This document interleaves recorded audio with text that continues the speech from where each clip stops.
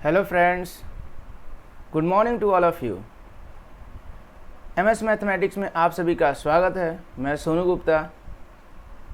आज की क्लास में हम लोग नंबर सिस्टम शुरू करने वाले हैं। नंबर सिस्टम यानी कि पहला चैप्टर जो कि हम लोग शुरू कर रहे हैं। इसके बाद एक एक करके सभी चैप्टर को हम लोग करेंगे।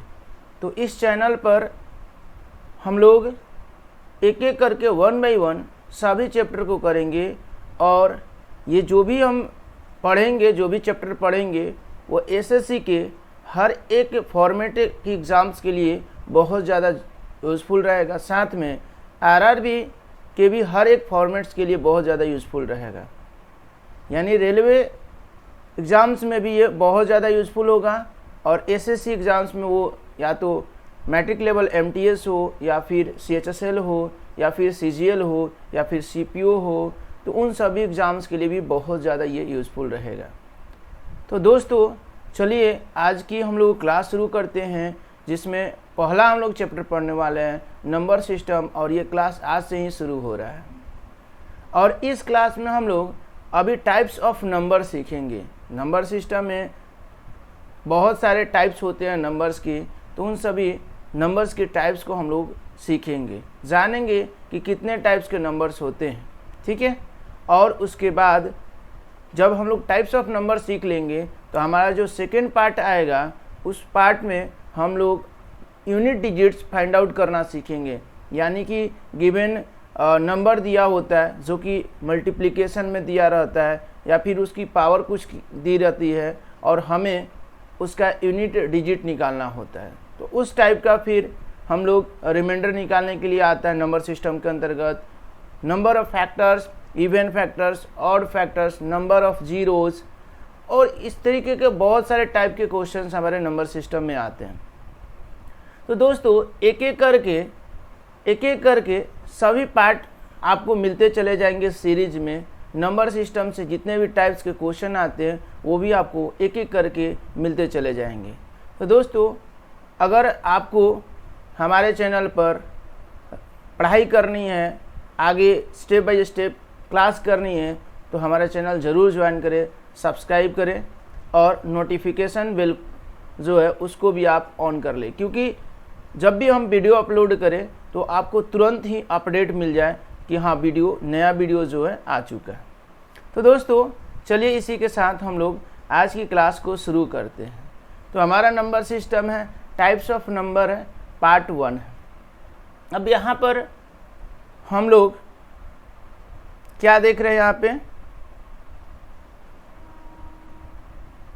Number system. ठीक है। For all SSC and RRB exams, SSC का सभी फॉर्मेट में वो या एमटीएस, सीएचएसएल या फिर सीजीएल हो, किसी भी फॉर्मेट का एग्ज़ाम हो, उसमें भी बहुत ज़्यादा यूज़फुल होगा। साथ में हम लोग कॉन्सेप्ट तो सीखेंगे, इसमें शॉर्ट ट्रिक्स तो सीखेंगे ही, साथ में बेसिक भी सीखना है। हमें बेसिक भी सीखना है कि बेसिक से अगर लेकर क्वेश्चन सॉल्व करना हो तो किस तरीके से हम सॉल्व कर पाएंगे। ठीक है, ये भी हमें सीखना है। ठीक है। उसके साथ प्रीवियस ईयर क्वेश्चंस भी हम लोग करने वाले हैं। ठीक है, प्रीवियस ईयर क्वेश्चंस प्रैक्टिस में हम लोग साथ में ही करने वाले हैं। तो बहुत सारे चीज़ें एक साथ मिलने वाली है हमारे चैनल पे, तो फटाफट से देर ना करें और हमारे चैनल को ज्वाइन कर लें। बहुत सारा बेनिफिट्स आपको मिलने वाले, बिल्कुल मुफ्त में, फ्री में, नो चार्ज, ज़ीरो चार्ज। ठीक है। यहाँ पर आरआरबी एग्ज़ाम्स हो या फिर एसएससी एग्ज़ाम्स हो, ठीक है, दोनों को देखते हुए ही हम क्वेश्चंस को भी सेट कर रहे हैं और जो आपको कॉन्सेप्ट भी देंगे वो भी दोनों के फॉर्मेट्स, मतलब एसएससी का हो या फिर आरआरबी एग्ज़ाम्स हो, उन दोनों को देखते हुए ही सेट किया हुआ है। ठीक है। तो हम लोग जो भी पढ़ेंगे, जो भी कंसेप्ट लेंगे, उन दोनों के एग्ज़ाम्स के लेवल को देखते हुए ही लेंगे। तो ध्यान दीजिएगा दोस्तों, ये सभी चीज़ें एक साथ आपको मिल रही। पहली बार यूट्यूब चैनल पे हमारे साथ जुड़िए और लाभ उठाइए जितना हो सके उतना, क्योंकि आपको कोई चार्ज नहीं देना है। तो यहाँ पर पूरा का पूरा चैप्टर हम लोग पढ़ने वाले हैं, प्रीवियस ईयर क्वेश्चंस प्रैक्टिस भी आपको मिल जाएगा। तो चलिए दोस्तों शुरू करते हैं। यहाँ पर आप देख सकते हैं कि नंबर सिस्टम में एक टाइप्स बांटा गया है नंबर्स का, जो आपको दिख रहा होगा। ये कुल नंबर्स की बहुत सारे टाइप्स आपको दिख रहे होंगे, ब्रांचेज करके यहाँ पर दिखाई गई हैं। तो सबको एक एक करके समझेंगे कि कौन सा नंबर्स को क्या बोलते हैं, क्यों बोलते हैं, सभी चीज़ों को एक साथ सीखेंगे। यहाँ पर कॉम्प्लेक्स नंबर है, यहाँ कॉम्प्लेक्स नंबर को हिंदी में सम्मिश्र संख्याएं बोलते हैं। कॉम्प्लेक्स नंबर को हिंदी में सम्मिश्र संख्याएं बोलते हैं। और कॉम्प्लेक्स नंबर मतलब कि उसमें सभी प्रकार के नंबर्स आ जाते हैं।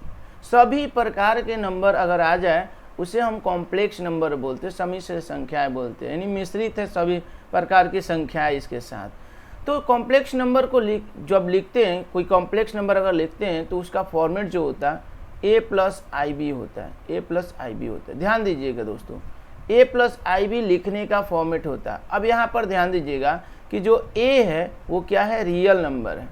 a क्या है, a आपका दोस्तों रियल नंबर है, और ib क्या है, इमेजिनरी नंबर है। क्या है, इमेजिनरी नंबर है। अब ध्यान से समझिएगा दोस्तों, एक तो आपका रियल नंबर है जो कि a क्या है, आपका रियल नंबर है, और ib क्या है, आपका इमेजिनरी नंबर है। तो कॉम्प्लेक्स नंबर रियल नंबर और इमेजिनरी नंबर का मिक्सचर है, कह सकते हैं हम लोग। यानी कॉम्प्लेक्स नंबर में रियल नंबर भी आता है और इमेजिनरी नंबर भी आता है, उसी नंबर को हम बोलते हैं कॉम्प्लेक्स नंबर। ठीक है, तो कॉम्प्लेक्स नंबर का लिखने का तरीका यही होता है, a+ib। ठीक है, बस इतना हम लोग जानेंगे कि कॉम्प्लेक्स नंबर यानी रियल नंबर और इमेजिनरी नंबर एक साथ होता है, उसी को हम बोलते हैं कॉम्प्लेक्स नंबर। अब यहाँ पर कॉम्प्लेक्स नंबर का दो टाइप होता है, एक आपका रियल नंबर और एक आपका इमेजिनरी नंबर। हमने तो पहले ही बताया कि कॉम्प्लेक्स नंबर में रियल नंबर और इमेजिनरी नंबर दोनों आता है। तो कॉम्प्लेक्स नंबर का दो प्रकार हो गया, एक तो रियल नंबर यानी कि वास्तविक संख्या, और एक आपका हो गया काल्पनिक संख्या यानी कि इमेजिनरी नंबर। अब सबसे पहले दोस्तों इमेजिनरी नंबर सीखेंगे, यानी काल्पनिक संख्या क्या है। ठीक है, काल्पनिक संख्या क्या है, तो काल्पनिक संख्या वह संख्या होता है जो निगेटिव नंबर होता है, अंडर रूट निगेटिव नंबर होता है, यानी कि रूट के अंडर में निगेटिव नंबर। जैसे ये हो गया आपका रूट के अंदर -3, रूट के अंदर -5, रूट के अंदर -6, रूट के अंदर -7, इस तरीके के जो भी नंबर हैं, इस तरीके के जो भी नंबर होते हैं उसी को हम बोलते हैं इमेजिनरी नंबर। ठीक है, इमेजिनरी नंबर के तौर पे 3i, 4i, आयोटा हम लोग बोलते हैं, ये भी एक इमेजिनरी नंबर का सिंबल होता है। तो ये भी क्या होते हैं, आपके इमेजिनरी नंबर होते हैं। i का मतलब होता है स्क्वायर रूट में -1। ठीक है, रूट के अंदर में -1, इसी को हम लोग i बोलते हैं। तो बातें समझ में आई, यानी कि इमेजिनरी नंबर इस टाइप के अगर नंबर आपको मिल जाए कहीं भी तो आप बोल दोगे कि this number is imaginary number, ये एक इमेजिनरी नंबर है। तो इमेजिनरी नंबर पहचानने का तरीका समझ में आ गया। अब हम लोग बात करते हैं रियल नंबर्स की तरफ। रियल नंबर्स में सभी नंबर आएंगे। अब कैसे आएंगे सभी नंबर, समझिए। नंबर लाइन को हम लोग सीखते हैं, सबसे पहले नंबर लाइन के कंसेप्ट सीख लेते हैं। ठीक है, तो नंबर लाइन्स का कंसेप्ट हम लोग सीखेंगे। यहीं पर हम लोग ड्रॉ करते हैं नंबर लाइन्स का कंसेप्ट। ये मान लीजिए आपका नंबर लाइन हो गया। ठीक है, ये आपका नंबर लाइन हो गया, समझिएगा ध्यान से। ये आपका हो गया 0। ठीक है, इसके ये लेफ्ट साइड हो गया और ये इसका राइट साइड हो गया। ये लेफ्ट साइड हो गया और ये आपका राइट साइड हो गया। लेफ्ट साइड में क्या होता है, निगेटिव वैल्यू होता है, और राइट साइड में क्या होता है, पॉजिटिव वैल्यू होता है। ठीक है, तो इस नंबर लाइन पर जो भी नंबर को अगर हम रिप्रेजेंट कर सके, यानी इस नंबर लाइन पे कोई भी नंबर को अगर अंकित किया जा सके, वो सभी नंबर रियल नंबर होता है। ध्यान से समझिएगा फिर से एक बार, नंबर लाइन पे कोई भी नंबर अगर हम रिप्रेजेंट कर सके, अंकित किया जा सके, वह सभी नंबर रियल नंबर्स कहलाते हैं, यानी वास्तविक संख्या है, तभी हम नंबर लाइन पे दिखा सकते हैं। अगर वो वास्तविक संख्या नहीं है तो फिर नंबर लाइन पे नहीं दिखाएंगे। एक सिंपल सा कंसेप्ट है, वास्तविक संख्या है तो नंबर लाइन पे दिखाएंगे, वास्तविक संख्या नहीं है तो नंबर लाइन पे नहीं दिखाएंगे। तो एक बिल्कुल सिंपल सा कंसेप्ट है, बस दोस्तों इसको याद रखना है। ठीक है, जबकि इमेजिनरी नंबर की अगर हम बात करें तो इमेजिनरी नंबर को हम नंबर लाइन पर नहीं दिखा सकते। तो वैसा नंबर जिस नंबर को नंबर लाइन पर अगर शो किया जा सके, रिप्रेजेंट किया जा सके, उस नंबर को हम रियल नंबर बोलते हैं। और वैसा नंबर जिस नंबर को रिप्रेजेंट ही नहीं किया जाए नंबर लाइन पे, then it is called imaginary number. तो बिल्कुल सिंपल सा कंसेप्ट है, बस इस कंसेप्ट को भी अगर हम ध्यान में रखें तो क्लियर हो जाता है। तो वास्तविक संख्या का मतलब तो समझ में आया कि वास्तविक संख्या क्या होता है। वास्तविक संख्या वही संख्या होता है जिस संख्या को हम नंबर लाइन पर रिप्रेजेंट कर सकते हैं। बिल्कुल क्लियर। अब रियल नंबर का दो प्रकार होता है, दो टाइप्स होता है, रैशनल नंबर और इरेशनल नंबर। ध्यान से समझिएगा, एक होता है आपका रेशनल नंबर और दूसरा होता है आपका इरेशनल नंबर। रेशनल नंबर यानी वह संख्या, वह नंबर जिस नंबर को हम p बाई क्यू के रूप में लिख सकते हैं, p बाई क्यू के रूप में लिख सकते हैं। ठीक है, p और q इंटीजर्स होता है, p एंड q क्या होता है, इंटीजर्स भी होता है। और इंटीजर्स का मतलब भी सीखेंगे हम लोग, p एंड q इंटीजर्स होता है और q नॉट इक्वल टू 0 होता है, ध्यान दीजिएगा। ठीक है, ये चीज़ें ध्यान देना है कि रेशनल नंबर्स किसे कहेंगे। रेशनल नंबर वह संख्या जिस संख्या को हम p बाई क्यू के फॉर्म में लिख सकते हैं, p और q दोनों जो है इंटीजर्स होनी चाहिए और q 0 के बराबर नहीं होनी चाहिए। अब दोस्तों ध्यान देना है, कोई भी संख्या आप उठा लो, जैसे 5 है तो 5 को हम लिख सकते हैं 5/1 यानी p बाई क्यू के फॉर्म में हम लिख सकते हैं। ठीक है दोस्तों, उसी प्रकार से हम लिख दिए 2/3, ये भी एक p बाई क्यू के फॉर्म में। ठीक है, यहाँ पर आप देख रहे हैं कि q is not equal to 0, यहाँ भी देख रहे हैं आप q is not equal to 0, मतलब q की वैल्यू 0 नहीं। ठीक है, ये बात भी क्लियर हो गया। अब यहाँ पर हम लोगों को ये समझना है कि अगर q का वैल्यू 0 हो जाए तो क्या होगा, यदि q का वैल्यू 0 हो जाए तो क्या होगा। तो दोस्तों देखिए, यहाँ पर अगर हम लिखिए 3/0, यहाँ पर लिख दें हम 3/0, तो 3/0 का मतलब हो गया क्या कि 0 मतलब कुल 0 भाग में 3 भाग। देखिए 1/2 का मतलब क्या होता है, यानी कुल 2 भाग में 1 भाग, मतलब कोई भी चीज़ है, कोई एक सिंगल चीज़ है जिसका 2 भाग किया गया, उसमें 1 भाग बता रहा है। 1/2 मतलब 2 भाग का 1 भाग। अगर यहाँ पर हम समझे तो पूरा का पूरा 0 भाग है, 0 भाग है, 0 भाग में 3 भाग कहाँ से आएगा, जब वो ऑलरेडी है ही नहीं तो उसमें फिर 3 भाग कहाँ से आने वाला है, बातों को समझना है। तो दोस्तों यहाँ पर तो 0 भाग ऑलरेडी है, तो उसमें 3 भाग कहाँ से आएगा, तो ये संख्या तो एग्जिस्ट ही नहीं करता है, इट मीन्स नॉट डिफाइंड। ये नॉट डिफाइंड, तो इसको हम लोग तो डिफाइंड ही नहीं कर सकते, इट मीन्स इन्फिनिटी भी बोल सकते हैं, नॉट डिफाइंड बोला जाता है। तो ये संख्या डिफाइंड ही नहीं किया जा सकता, अपरिभाषीय संख्या होता है वो। तो यहाँ पर इसकी वजह से लिमिटेशन कर दिया कि रेशनल नंबर तो होगा p बाई क्यू के रूप में, लेकिन q 0 के बराबर बिल्कुल नहीं होना चाहिए, नहीं तो फिर नॉट डिफाइंड हो जाएगा। तो दोस्तों समझ में आ गया कि रेशनल नंबर क्या होता है, परिमेय संख्या क्या होता है, ये चीज़ें भी क्लियर हो जानी चाहिए। अब हम लोग आते हैं इरेशनल नंबर की तरफ कि इरेशनल नंबर क्या होता है, अपरिमेय संख्या क्या होता है, इरेशनल नंबर क्या होता है। इरेशनल नंबर मतलब जस्ट उल्टा डिफिनीशन, p बाई क्यू के फॉर्म में नहीं लिखा जा सके। p बाई क्यू के फॉर्म में जब लिखा ही नहीं जाएगा तो q is not equal to 0 का कोई ज़रूरत ही नहीं पड़ेगा। तो यहाँ पर तो ऐसे ही है कि p बाई क्यू के फॉर्म में जिस संख्या को नहीं लिखा जा सके वो आपका इरेशनल नंबर होगा। तो अब इरेशनल नंबर में कौन कौन सा नंबर आएगा दोस्तों, इसको भी देख लेते हैं।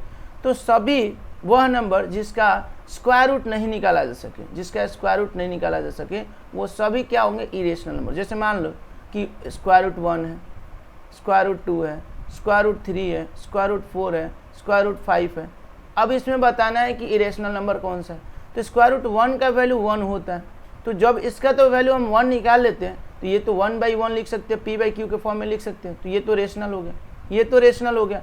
लेकिन ये √2, √3, √4 का भी 2 होता है, ये भी रेशनल हो गया, √5। तो ये √2, √3, √5 ये सभी इरेशनल नंबर है, क्योंकि उसका स्क्वायर रूट वैल्यू नहीं निकाल सकते हैं और बाकी का निकाल दिया गया। इसको हम p बाई क्यू के फॉर्म में लिख सकते हैं, 1 को, 2 को भी p बाई क्यू के फॉर्म में लिख सकते हैं। तो इसकी वजह से ये सभी रेशनल है और जो p बाई क्यू के फॉर्म में नहीं लिखा जा सके वो सभी इरेशनल। अब दोस्तों इरेशनल में एक और वैल्यू आता है और वो होता है पाई। ठीक है, इसको हम लोग पाई पढ़ते हैं। ठीक है, तो ये जो पाई होता है, पाई का वैल्यू अक्सर आप देखे होंगे, पाई का वैल्यू 22/7 हम लोग रखते हैं। पाई का वैल्यू 22/7 रखते हैं, अक्सर आप देखे होंगे, लेकिन एक्चुअल में पाई का वैल्यू 22/7 नहीं होता है। पाई का वैल्यू 3.14 तो होता है, लेकिन इसके आगे जो भी नंबर आता है, नंबर वो क्या होता है, वो नॉन रिपीटिंग होता है। ठीक है, और रिपीट नहीं करता है, वो नॉन रिपीटिंग होता है। ठीक है, रिपीट भी नहीं करेगा, अलग अलग प्रकार के नंबर्स आते जाएंगे, अलग अलग प्रकार के नंबर्स आते चले जाएंगे। पाई के एक्चुअल वैल्यू की बात कर रहे हैं, जबकि 22/7 को अगर आप सॉल्व करोगे, 22/7 को डिवाइड करके डेसिमल एक्सपेंड करोगे, ठीक है, डेसिमल एक्सपेंशन पर देखोगे तो देखोगे क्या कि 3.14 के बाद कुछ नंबर्स के बाद वो रिपीट करना शुरू कर देता है, यानी कहीं ना कहीं वो रिपीटिशन शुरू हो जाता है। तो 22/7 में रिपीटिशन शुरू होता है, जबकि पाई के एक्चुअल वैल्यू में कोई रिपीटिशन ही नहीं है। तो फिर हम कैसे कर सकते हैं कि पाई और 22/7 सेम नहीं हो सकता ना, कभी पॉसिबल तो नहीं है।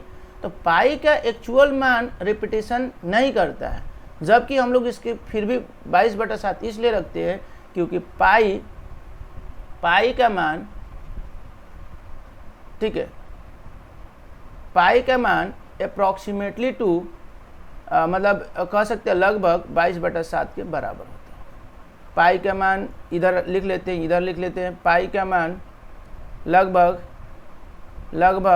22/7 के बराबर होता है। इसकी वजह से पाई का मान लगभग 22/7 के बराबर होता है, इसकी वजह से हम 22/7 लिखते हैं। बाकी पाई का जो डेसिमल एक्सपेंशन जो भी वैल्यू होता है वो नॉन टर्मिनेटिंग होता है और नॉन रिपीटिंग होता है, इसलिए पाई जो होता है वो एक इरेशनल, जबकि 22/7 को p/q के फॉर्म में लिखा जा सकता है, इसलिए 22/7 एक रेशनल होता है। कंसेप्ट को क्लियर करना है दोस्तों, कंसेप्ट को क्लियर करना है यहाँ से, ठीक है। कंसेप्ट अगर क्लियर है तो बिल्कुल सभी चीज़ें क्लियर होंगी। तो यहाँ से दोस्तों कंसेप्ट को बिल्कुल क्लियर करना है। चलिए अब आगे बढ़ते हैं हम लोग और चीज़ों को भी हम लोग सीखते हैं, ठीक है। तो रेशनल नंबर और इरेशनल नंबर का जो भी क्लियरेशन, जो भी प्रॉब्लम था, जो भी डाउट था, वो चीज़ें हमने क्लियर कर लिया। तो अब रेशनल नंबर की भी टाइप्स देख लेंगे कि रेशनल नंबर के क्या टाइप्स होते हैं। डेसिमल एक्सपेंशन के आधार पे भी रेशनल नंबर और इरेशनल नंबर को हम लोग समझेंगे, आगे में समझेंगे। यहाँ पर है आपके पास रेशनल नंबर फ्रैक्शंस में भी मिलता है, रेशनल नंबर डेसिमल के फॉर्म में भी मिलता है और रेशनल नंबर इंटीजर्स के भी फॉर्म में मिलता है। ध्यान से समझिएगा कि रेशनल नंबर फ्रैक्शन के भी फॉर्म में मिल सकता है, डेसिमल नंबर के भी फॉर्म में मिलता है और इंटीजर्स के भी फॉर्म में मिलता है। तो फ्रैक्शन के फॉर्म में आपका आता है proper fraction, improper fraction, mixed fraction. Improper fraction को मिक्स्ड फ्रैक्शन में चेंज किया जा सकता है, ये चीज़ें होती है। तो फ्रैक्शंस में हम लोग अगर देखें तो फ्रैक्शन यानी कि डायरेक्टली p/q के फॉर्म में ये 100% होता ही है, ये 100% p/q के फॉर्म में होता ही है, यानी न्यूमरेटर बटा डिनोमिनेटर ये 100% होता ही है, यानी कि अंश बटा हर ये 100% होता ही है। बात को समझिएगा दोस्तों, तो ये 100% इस तरीके का फॉर्म में होता ही है, तभी हम उसे फ्रैक्शन बोलते हैं।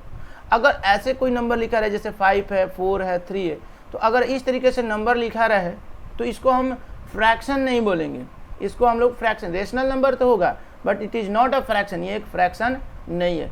अगर वही नंबर ऐसे लिखा रहा है 3/2, 5/6 इस तरीके से लिखा रहा है, then it is known as fraction, क्योंकि ऑलरेडी p/q के फॉर्म में लिखा हुआ है, तो इसको हम फ्रैक्शन बोलते हैं। अब फ्रैक्शन में दो प्रकार का, एक प्रॉपर है, एक इम्प्रॉपर है। प्रॉपर फ्रैक्शन का मतलब होता है उचित भिन्न वो होता है जिसका डेनोमिनेटर जो होता है बड़ा होता है न्यूमरेटर की तुलना में। जैसे 2/3 है, ठीक है, 4/5 है, ठीक है, 8/9 है। तो ये जो वैल्यू होंगे, ये जो भी वैल्यू होंगे, ये आपकी प्रॉपर फ्रैक्शन कहलाएंगे, क्योंकि यहाँ पर देखिए कि डेनोमिनेटर की जो वैल्यू होगी हर एक जगह वो न्यूमरेटर के तुलना में क्या है, न्यूमरेटर की तुलना में बड़ा है। तो डिनोमिनेटर हमेशा बड़ा होगा न्यूमरेटर की तुलना में, तब तो वो प्रॉपर यानी उचित भिन्न होगा। और इम्प्रॉपर फ्रैक्शन यानी कि न्यूमरेटर ही बड़ा हो जाता है डिनोमिनेटर की तुलना में, जैसे कि 5/4 हो गया, जैसे कि 7/6 हो गया, जैसे कि 9/5 हो गया। तो ये यहाँ पर आप देख रहे हैं कि इसमें सभी जगह न्यूमरेटर बड़ा है और डिनोमिनेटर छोटा है। तो यहाँ पर आप क्लियर कर लें कि न्यूमरेटर बड़ा होता है, डिनोमिनेटर छोटा होता है, तो अनुचित भिन्न यानी कि इम्प्रॉपर फ्रैक्शंस। अगर डिनोमिनेटर बड़ा हो, न्यूमरेटर छोटा हो, तो प्रॉपर यानी कि उचित भिन्न। अब यहाँ पर इम्प्रॉपर जो फ्रैक्शन, इसको हम मिक्स्ड फ्रैक्शन में चेंज कर सकते हैं। मिक्स्ड फ्रैक्शन में कैसे चेंज कर सकते हैं, तो 5/4 को हम लिख सकते हैं 4 एकम 4 और एक जो शेष बचा बटे 4, दिस इज मिक्स्ड फ्रैक्शन। ये मिक्स्ड फ्रैक्शन होता है, तो हम मिक्स्ड फ्रैक्शन में भी उसको चेंज कर सकते हैं। तो रेशनल नंबर में फ्रैक्शन सेक्शन क्लियर हो गया। फ्रैक्शन सेक्शन के बाद हम लोग डेसिमल नंबर्स को देखेंगे। अब रेशनल नंबर्स में डेसिमल नंबर्स कौन सा होता है देख लेते हैं। देखिए, फ्रैक्शन को भी आप डिवाइड करेंगे तो डेसिमल नंबर में चेंज हो जाता है। तो फ्रैक्शन को अगर डिवाइड करते हैं तो डेसिमल नंबर में चेंज होता है। जैसे 5/4 है, तो इसको आप अगर डिवाइड करते हो तो 4 एकम 4, 1 0, 4 दूना 8 और 2, 4 5 20, 1.25 आ रहा है। तो फ्रैक्शन को चेंज किया हमने डेसिमल में, ये 1.25 है। अब इसके बाद कोई वैल्यू नहीं होगा, ये मतलब ये क्लियरली अब फाइनली कट चुका है, ठीक है, यानी डेसिमल में ही कटा है लेकिन ये ऑलरेडी कट चुका है। अब इसके आगे कोई वैल्यू नहीं आएगा। तो ये तो हो गया आपका एक डेसिमल का फॉर्म। एक डेसिमल का फॉर्म कुछ इस तरीके से होता है, जैसे मान लीजिए कि 7/3 है, ठीक है, 7/3 है, तो 3 दूना 6 हो जाएगा, 3 दूना 6 1 0, फिर 3 तिया 9 हो जाएगा, फिर 1 0, 3 तिया 9, 3 तिया 9, 3 तिया 9, डॉट डॉट डॉट भाग करके चेक कर सकते हैं आप। तो ये हो गया आपका 2.3 के ऊपर में बार। ये रिपीट कर रहा है ना, 3 3 3 3 3 3 3 3 रिपीट करते जा रहे हैं। तो आप देखिए कि ये जो संख्या है, ये जो संख्या इधर क्लियरली नहीं विजिबल होगा, तो आप इधर देख सकते हैं 2.3333 ये रिपीट कर रहा है, ठीक है, और इसको हम लिख सकते हैं 2.3 के ऊपर में बार। अब ये बार जो है रिप्रेजेंट करता है किस चीज़ को, कि रिपीटिंग संख्या, यानी रिपीट कर रहा है। तो एक तो ये दूसरा डेसिमल एक्सपेंशन का फॉर्म है। एक तो आपका रूप देखिए कि 1.25, इसके आगे कोई वैल्यू अब नहीं है, पूरा पूरा कट रहा है। एक जो है कट नहीं रहा है, बार बार एक ही चीज़ आ रहा है, एक जो कट नहीं रहा है, बार बार एक ही चीज़ आ रहा है, ये आप देख लीजिए। अब एक ऐसा भी केस आता है कि ना ही कटता है और ना ही रिपीट करता है, तो उसमें जो आता है वैल्यू वो √2 √3 की वैल्यू आती है, जो कि ना ही कटता है और ना ही रिपीट करता है, ना ही कटेगा और ना ही रिपीट करेगा। तो एक फॉर एग्जांपल इसकी वैल्यू को हम नहीं लेते, कोई एक एग्जांपल ऐसे ही ले लेते हैं कि कोई वैल्यू है जैसे 2.303030003 डॉट डॉट डॉट। अब यहाँ पर आप देख रहे हैं कि ये एक डेसिमल एक्सपेंशन है, डेसिमल एक्सपेंशन है 2.30300300 इस टाइप का नंबर है ये। आप ये देख रहे हैं कि ना ही ये संख्या रिपीट कर रहा है, पहला तो कट तो नहीं रहा है ना, आगे में वैल्यू ये तो जा रहा है, दूसरा कि रिपीट भी नहीं कर रहा है, ठीक है, नॉन रिपीटिंग भी है। तो यहाँ पर आप देख रहे हैं कि 3 प्रकार का डेसिमल एक्सपेंशन आपको देखने को मिलता है। एक तो आपका पूरा पूरा कट जाता है, जो कि 1.25 आप देख रहे हैं कि पूरा पूरा कट रहा है, ठीक है। तो आपने देखा कि 1.25 पूरा पूरा कट रहा है, पूरा पूरा कट रहा है, यानी कि ये हो गया आपका टर्मिनेटिंग। क्या हो गया ये आपका टर्मिनेटिंग, ठीक है, पूरा पूरा कटता है जिसको हम लोग बोलते हैं टर्मिनेटिंग। सेकेंड जो नंबर है, जो सेकेंड जो वैल्यू है, आपने देखा कि 2.3 रिपीटिंग कर रहा है, तो ये तो पहला चीज़ की कट तो नहीं रहा, क्योंकि आगे वैल्यू मतलब जितना भाग देंगे उतना बढ़ते चला जाएगा, बढ़ते चला जाएगा। तो नॉन टर्मिनेट, यानी कि कट तो नहीं रहा है, नॉन टर्मिनेट। टर्मिनेट का मतलब एंड हो जाता है, तो नॉन टर्मिनेटिंग हो गया। नॉन टर्मिनेटिंग, नॉन टर्मिनेटिंग हुआ बट रिपीट कर रहा है, तो यहाँ पर लिखेंगे repeating. Non terminating repeat, repeating की जगह रेकरिंग भी हम लोग बोलते हैं। और एक आपका जो हो गया नेक्स्ट वैल्यू वो 2.300300 इस तरीके का है। तो ये क्या हो रहा है कि ना ही कट रहा है और ना ही रिपीट कर रहा है, दोनों कैसे जा रहा है। तो ये आपका हो गया नॉन टर्मिनेटिंग, कट तो नहीं रहा है, मतलब ये तो इंड है ही नहीं, इसका अंत तो है ही नहीं, नॉन टर्मिनेटिंग, और साथ में नॉन रिपीटिंग, नॉन रिपीटिंग। तो नॉन टर्मिनेटिंग नॉन रिपीटिंग वाला केस में ये आ गया आपका। तो आप यहाँ ध्यान दीजिएगा कि जो नॉन टर्मिनेटिंग नॉन रिपीटिंग होता है वो इरेशनल नंबर होता है, यानी जिसका decimal expansion non terminating non repeating होता है वो इरेशनल नंबर होता है, यानी अपरिमेय संख्या, और बाकी का टर्मिनेटिंग और नॉन टर्मिनेटिंग रिपीटिंग रेशनल होता है। ध्यान से समझ लीजिए कि इरेशनल में कौन सा आता है, तो इरेशनल में केवल आता है नॉन टर्मिनेटिंग नॉन रिपीटिंग, बाकी टर्मिनेटिंग और नॉन टर्मिनेटिंग रिपीटिंग रेशनल आता है। तो ये डेसिमल एक्सपेंशन के आधार पर रेशनल और इरेशनल को बांटा गया। बात को क्लियर कर लेना। आगे बढ़ते हुए हम लोग इंटीजर्स की ओर बढ़ते हैं। अब इंटीजर्स को समझते हैं। इंटीजर्स क्या, इंटीजर्स को हम लोग पूर्णांक को बोलते हैं। पूर्णांक मतलब होता है पूरा पूरा वो अंक हो, डेसिमल उस्मल में नहीं हो, फ्रैक्शन में नहीं हो, पूरा पूरा वो एक अंक होना चाहिए, उसी को पूरा। निगेटिव हो, पॉजिटिव हो, जीरो, इसे कोई मतलब नहीं बनता। यहाँ पर हमने नंबर लाइन खींचा, यहाँ पर जीरो को रिप्रेजेंट किया, इधर में आपका निगेटिव हो गया, ये निगेटिव हो गया, इधर में आपका पॉजिटिव हो गया, ठीक है, इधर निगेटिव वैल्यू हो गया, इधर पॉजिटिव वैल्यू हो गया, विद जीरो हो गया। तो यही तो है, एक तो सकारात्मक, एक नकारात्मक और एक जीरो। ये आपका पॉजिटिव, निगेटिव और जीरो 3 प्रकार के इंटीजर्स हो गए। अब इंटीजर्स में ही एक होल नंबर आता है। होल नंबर उसी को बोलते हैं, पूर्ण संख्या बोला जाता है, जो कि जीरो से शुरू हो, 0 1 2 3 4 इस तरीके का शुरू होता है, वो नंबर होता है होल नंबर। बात क्लियर। नेचुरल नंबर जो 1 से शुरू हो, यानी काउंटिंग नंबर को बोलते हैं हम लोग, इन्फिनाइट तक जाएगा ये सब नंबर, 1 से शुरू होगा इन्फिनाइट तक जाएगा, 0 से शुरू होगा इन्फिनाइट तक जाएगा। तो जो 0 से शुरू होगा इन्फिनाइट तक जाएगा वो होल नंबर, जो 1 से शुरू होगा इन्फिनाइट तक जाएगा वो नेचुरल नंबर। ऑड नंबर विषम संख्या जो कि 2 से नहीं डिविजिबल हो, not divisible by 2, not divisible by 2। वैसी संख्या जो 2 से डिविजिबल नहीं हो उसे हम बोलते हैं ऑड नंबर और विषम संख्या। इवन नंबर जो 2 से डिविजिबल हो, 2 से डिविजिबल हो तो डिविजिबल बाई 2 उसको हम लोग बोलते हैं क्या, इवन नंबर यानी कि सम संख्या। उसके बाद आता है आपका प्राइम नंबर, अभाज्य संख्या। तो प्राइम नंबर क्या होता है, प्राइम नंबर यानी कि ऐसा नंबर जिसका केवल 2 फैक्टर होता है। 2 फैक्टर मतलब एक 1 होगा और दूसरा उसका खुद का नंबर, मतलब खुद होगा, इट सेल्फ होगा। तो हम लोग कुछ इस तरीके से कोई प्राइम नंबर लेके चलते हैं, जैसे यहाँ पर लिखते हैं 1 2 3 4 5, यहाँ लिख लिया हमने। तो 1 प्राइम नंबर है कि नहीं चेक करना है। एज मिनिमम मतलब कि मिनिमम मतलब कम से कम उसका फैक्टर 2 होना चाहिए, ज़्यादा से ज़्यादा भी उसका फैक्टर 2 होना चाहिए। यानी कि प्राइम नंबर का फैक्टर फिक्स है, यानी कि ओनली 2 फैक्टर्स होने चाहिए। तो प्राइम नंबर्स के कितने फैक्टर्स होने चाहिए, तो 2 फैक्टर्स ही होना चाहिए। प्राइम नंबर के फैक्टर ही फिक्स है, प्राइम नंबर का फैक्टर ही फिक्स है, तो फैक्टर प्राइम नंबर का 2 का 2 होना ही चाहिए। ये बात क्लियर कर लेना दोस्तों, 2 का 2 होना ही चाहिए। अब यहाँ पर देखेंगे इसका एक फैक्टर है, इट सेल्फ भी देखेंगे तो एक है। तो 2 डिफरेंट फैक्टर इसके नहीं है, दोनों फैक्टर है लेकिन 1 ही है, डिस्टिंक्ट फैक्टर नहीं है। तो ये प्राइम नंबर नहीं हो, क्योंकि 2 फैक्टर होने चाहिए और दोनों डिस्टिंक्ट होना चाहिए। ये भी खास बात, डिस्टिंक्ट होना चाहिए, उन्हें अलग अलग होना चाहिए, एक सेम फैक्टर नहीं होना चाहिए, अलग अलग होना चाहिए। तो ये तो है नहीं, यानी 1 प्राइम नंबर नहीं है, क्योंकि इसके 2 फैक्टर्स अगर बना भी देते हैं तो डिस्टिंक्ट नहीं है, इसकी वजह से ये पॉसिबल नहीं है कि 1 इज अ प्राइम नंबर। तो 1 प्राइम नंबर नहीं है। 2 का देखते हैं, 2 का 1 है और 2 है, यानी 2 फैक्टर ही है इसके केवल और दोनों डिस्टिंक्ट हैं, ठीक है। 3 को देखते हैं तो 1 है और 3 है। एक जो होता है, एक जो है फैक्टर है जिसको यूनिवर्सल फैक्टर ही बोलते हैं, यूनिवर्सल फैक्टर। यूनिवर्सल फैक्टर का मतलब समझ में आता है ना, यूनिवर्सल ये सबका फैक्टर होता है, यूनिवर्सल फैक्टर ये जो है सबका फैक्टर होता है। 1 जो है वो सबका फैक्टर होता है, यूनिवर्सल फैक्टर।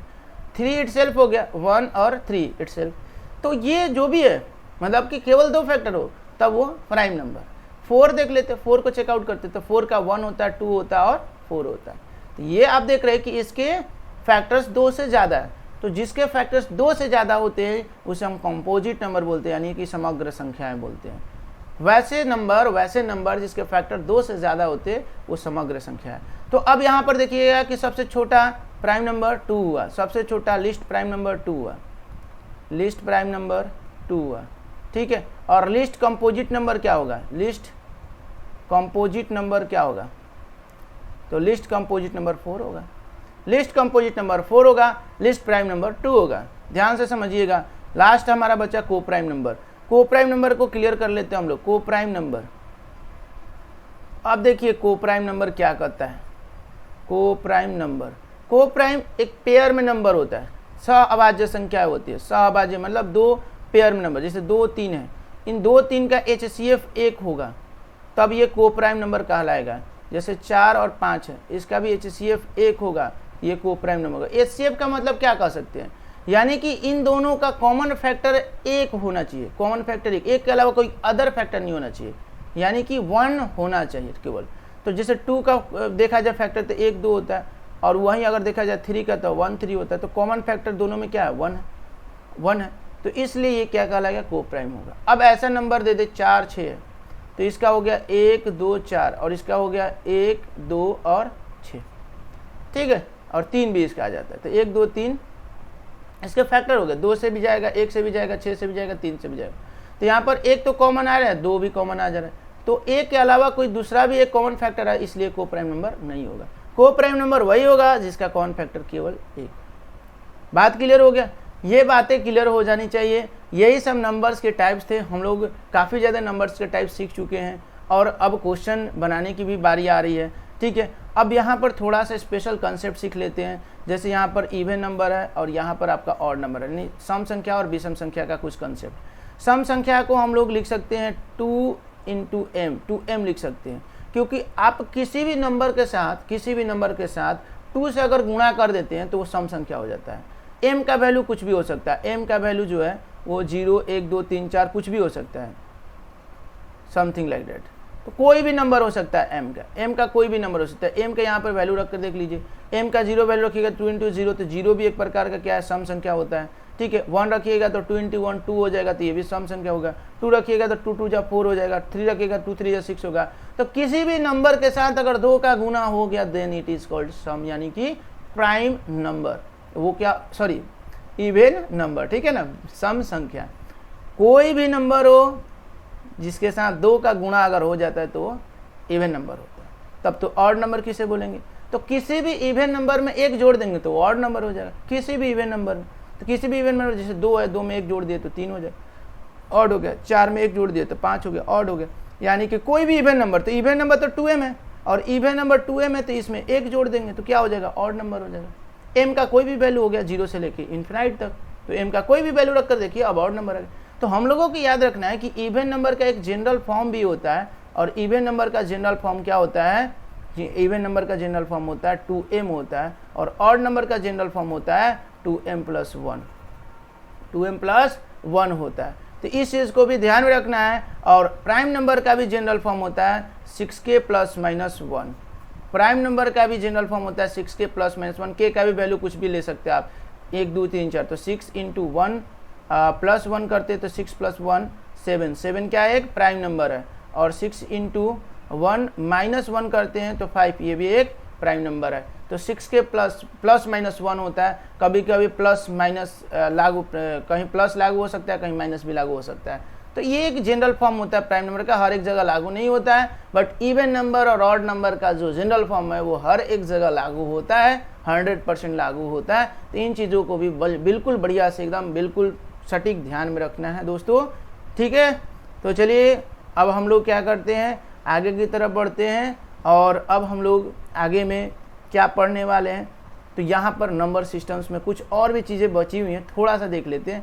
और फिर उसके बाद हम लोग सीखेंगे कि किस तरीके से किसी भी गिवन नंबर का यूनिट डिजिट निकालेंगे, ठीक है। तो अगले वीडियो लेक्चर में आपको मिलेंगे ये चीज़ें, आपके टाइप ऑफ क्वेश्चंस एक एक करके सभी मिलेंगे। फिलहाल ये सीख लेते हैं, ये आपका नंबर सिस्टम। नंबर सिस्टम में जो हम लोग कॉमनली जो नंबर्स यूज़ करते हैं वो नंबर्स होता है आपका डेसिमल नंबर सिस्टम से।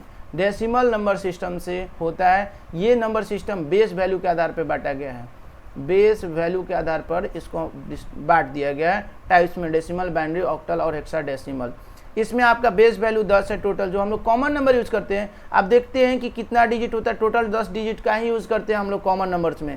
0 से लेके 9 तक होता है टोटल, 0 से लेके 1 2 3 4 5 6 7 8 9, इन्हीं 10 डिजिट्स का प्रयोग करके अनेकों नंबर्स हम लोग बनाते हैं और वही हम लोग कॉमन यूज़ में लाते हैं। तो डेसिमल नंबर सिस्टम से ही हम लोग जो भी नंबर कॉमनली यूज़ करते हैं वो होता है आपका, ठीक है। तो ये बेस वैल्यू के आधार पर बांटा गया। उसमें बाइनरी नंबर सिस्टम भी आता है। बाइनरी नंबर सिस्टम में बेस वैल्यू मात्र 2 गो होता है, 0 और 1 होता है केवल। ये आपका कंप्यूटर लैंग्वेज में यूज़ किया जाता है बाइनरी नंबर सिस्टम। 0 1 से ही सभी नंबर बना दिया जाता है, ठीक है। तो बाइनरी नंबर सिस्टम को हम लोग अलग से स्पेशल वीडियो में पढ़ने वाले हैं। उसके बाद ऑक्टल होता है जिसका बेस वैल्यू 8 होता है, 0 से लेकर 7 तक में सभी नंबर्स को डाल दिया जाता है। हेक्साडेसिमल होता है, हेक्साडेसिमल में बेस वैल्यू 16 होता है, 0 से लेकर 9 तक ये आपका 10 डिजिट्स हो गया। उसके साथ ए से लेकर एफ तक आपकी अल्फ़ाबेट्स भी इसमें आ जाती हैं।